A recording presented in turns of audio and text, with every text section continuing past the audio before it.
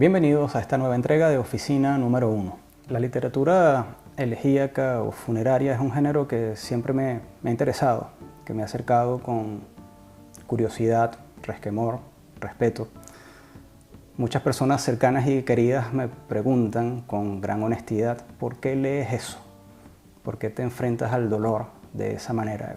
Y justamente creo que ese acercamiento nace de una necesidad de relativizar los problemas. Muchas veces nos asfixiamos por problemas imaginarios, nos ahogamos en vasos de agua, sentimos que nuestras desdichas son insuperables e inagotables y esto genera depresiones, tristezas, malestares. Y sin embargo, cuando te acercas a situaciones límites, relatadas por autores u otras personas, te das cuenta que tus problemas no es que no sean tales, sino que son problemas asimilables. Los primeros relatos, novelas, textos, testimonios que recomendaré son los de la autora Joan Didion. Tiene dos libros referidos al duelo. El primero, El año del pensamiento mágico, y el segundo, Las noches azules. El año del pensamiento mágico está referido a la pérdida del esposo de Joan Didion.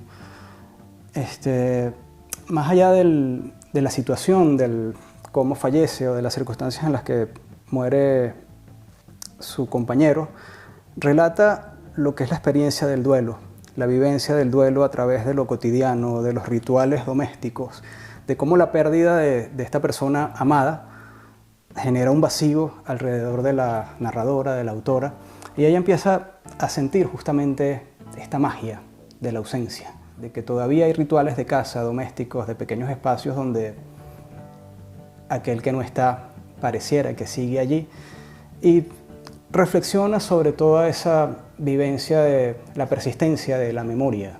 Joan Didion tiene una segunda pérdida íntima un año más tarde o pocos años después, que es la pérdida de su hija por una enfermedad a la edad de 39 años, y ese dolor, esa experiencia traumática la relata en un libro titulado Las noches azules.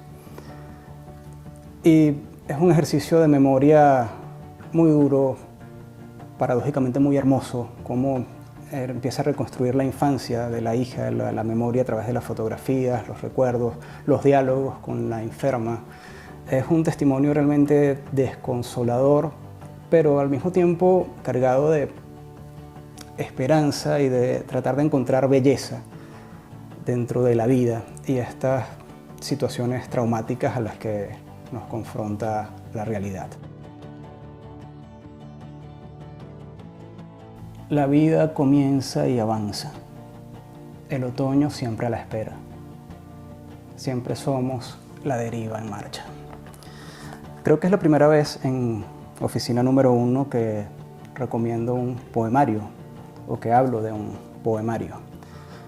Este libro se titula justamente Elegía, de la autora Mary Jo Bank, y fue escrito luego de el suicidio o la muerte accidental por sobredosis del hijo de la poeta, y es un diálogo con la muerte, con la persona ausente, con las circunstancias, con Dios, un diálogo poético.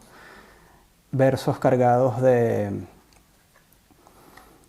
agonía, dolor,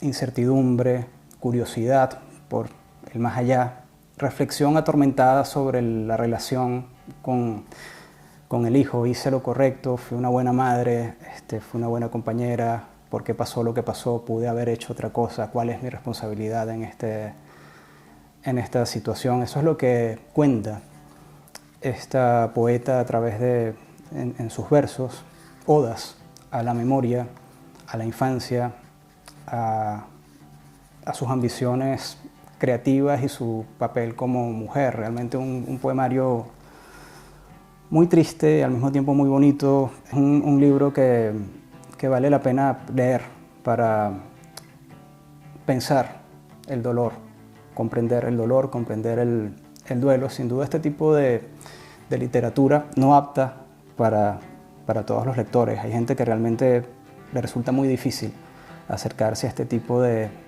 testimonio, pero creo que como ejercicio ético y estético, lo decía antes, vale la pena apreciar la valentía, el coraje, la fortaleza de estas personas que dejan por escrito su vivencia. Otro relato testimonial muy doloroso, otro careo con la muerte, es el que el narrador Francisco Goldman expone en su novela Di su nombre.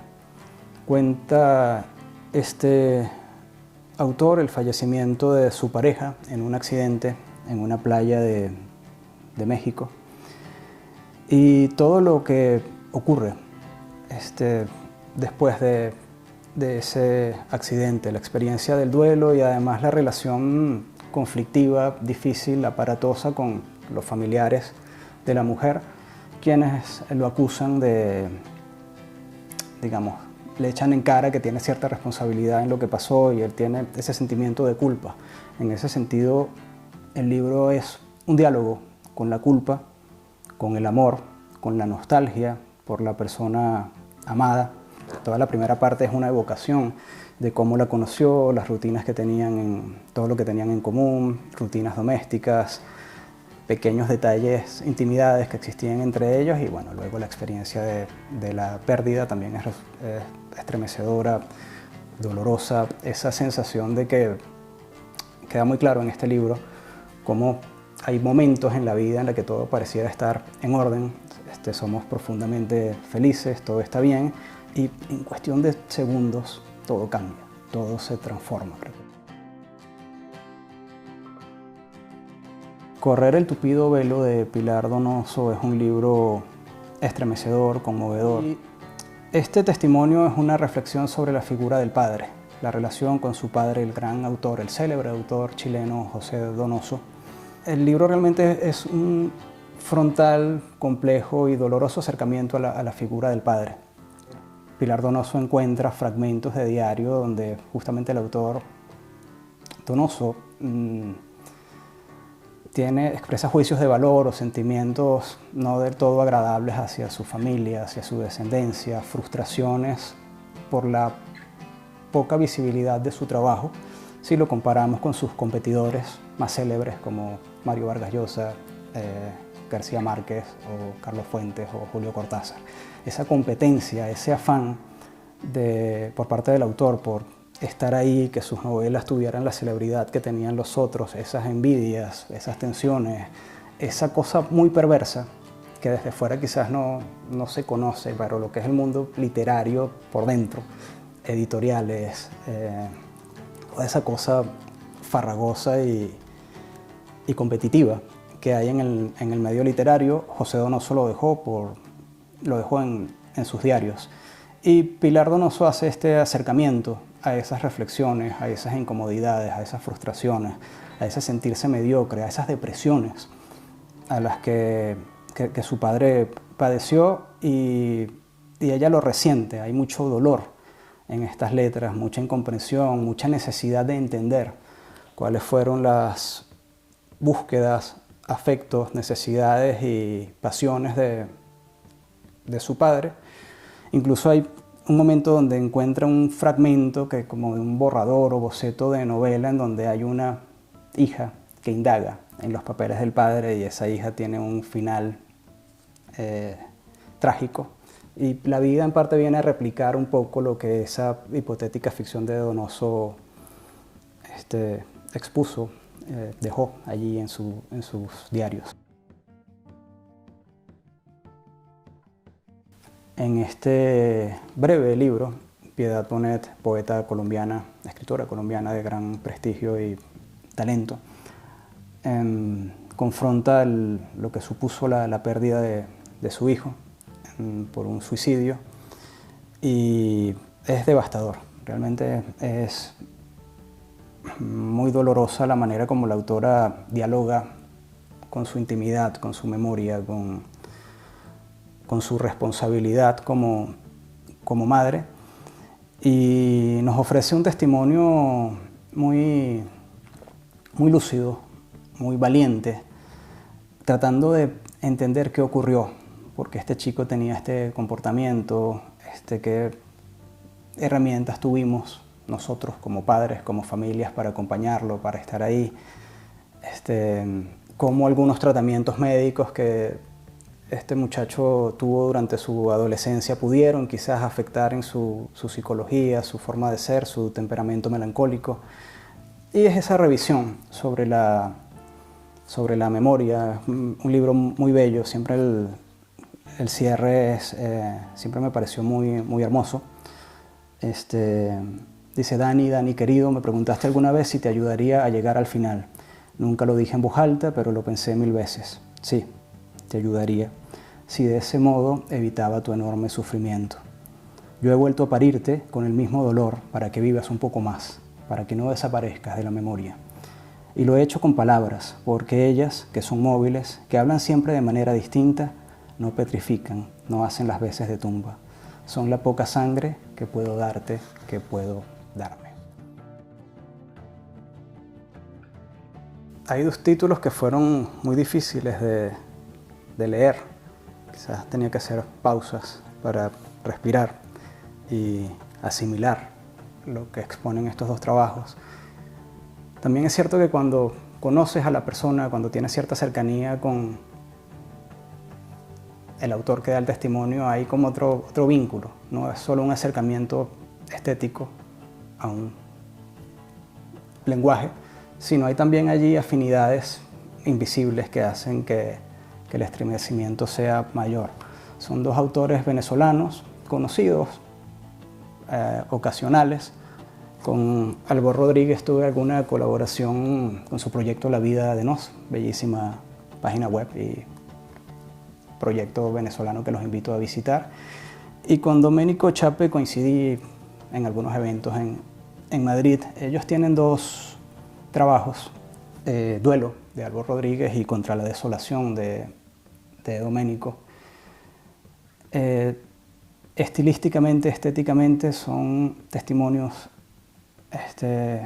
muy bien logrados, de un inmenso coraje, valentía, capacidad impresionante de poner por escrito, como diría Piedad Bonet, lo que no tiene nombre, lo más estremecedor, lo más doloroso, lo más trágico. Abordan estos autores la pérdida de sus hijos, la enfermedad de la hija en el caso de Domenico y la pérdida del hijo pequeño en el caso de Albor.